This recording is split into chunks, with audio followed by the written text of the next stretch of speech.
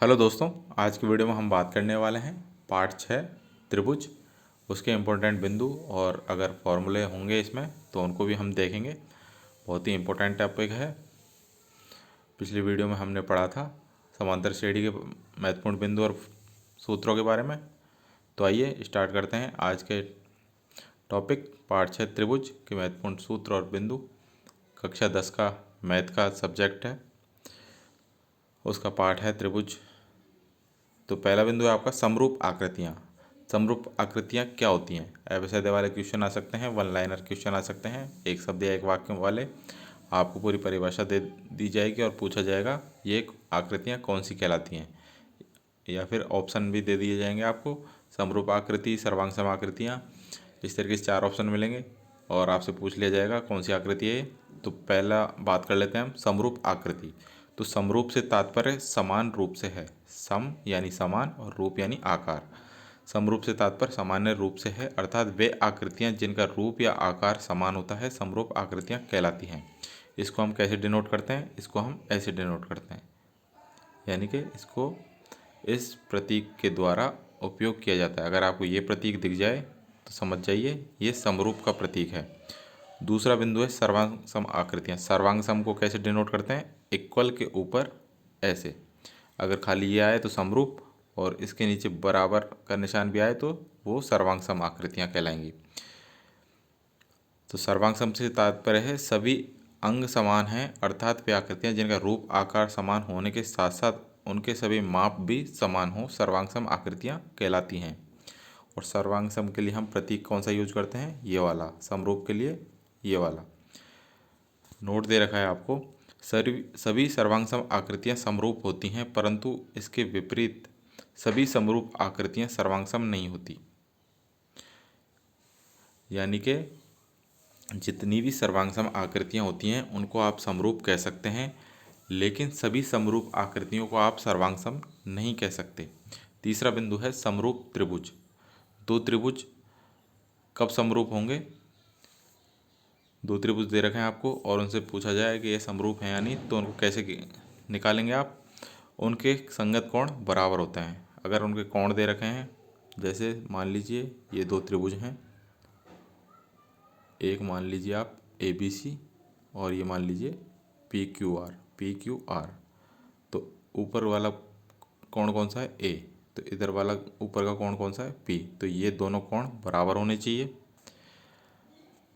ये दोनों कोण बराबर होने चाहिए। और इधर से B और इधर से Q बराबर होना चाहिए, इधर से C और इधर से R बराबर होना चाहिए। या फिर और क्या होना चाहिए? इनकी भुजाएं भी बराबर होंगी। भुजाओं का जो अनुपात रहेगा वो भी बराबर रहेगा। इधर से AB और उधर से PQ, AB अपॉन PQ ये बराबर किसके होगा?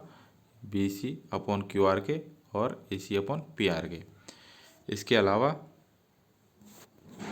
जो हमारा रहने वाला है चौथा बिंदु, आधारभूत समानुपातिकता प्रमेय। आपसे ये प्रमेय काफ़ी बार पूछी जाती है। आधारभूत समानुपातिकता प्रमेय ये कौन सी होती है? आपको दो त्रिभुज दे रखे हैं एक ही आकृति के अंदर, ये पूरी आकृति है ABC, इसके अंदर एक समांतर रेखा खींची गई है DE। तो दो त्रिभुज बन गए हमारे, बड़ा वाला ABC और छोटा वाला ADE। दो त्रिभुज बन गए और इनको आधारभूत समानुपातिकता प्रमेय के अनुसार DE समांतर होगा BC के। बिल्कुल सही है, DE समांतर है BC के।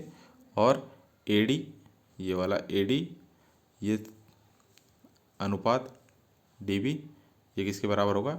AE अनुपात EC के बराबर होता है। और इसका विलोम जो होता है यानी कि विपरीत, वो भी सत्य है।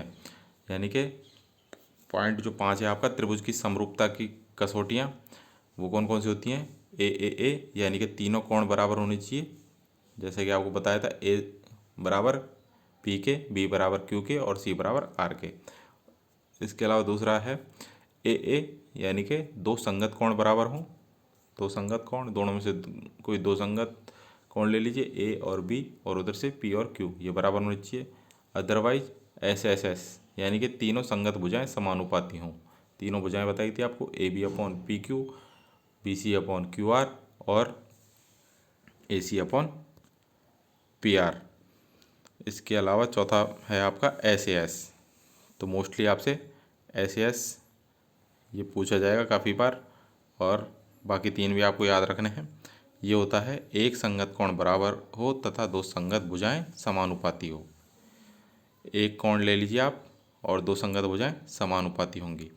ये हैं हमारे त्रिभुज की कसौटियाँ समरूपता की। तो ये थे इम्पोर्टेंट बिंदु पार्ट 6 त्रिभुज के।